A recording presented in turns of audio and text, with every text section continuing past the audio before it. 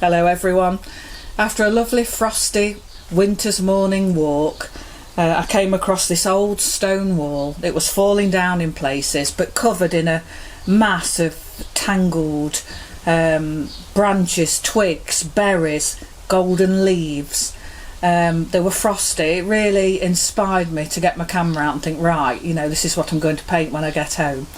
And I'm so glad I did, because to make the texture I needed to use some products like modelling paste, and I used inks and paints and tried to depict, you know, what it inspired in me when I saw it.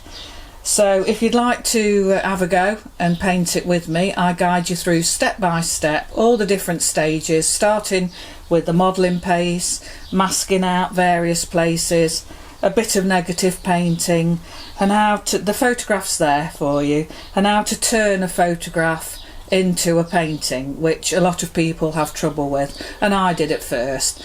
You just have to pick out the things that inspire you and leave out the things that don't.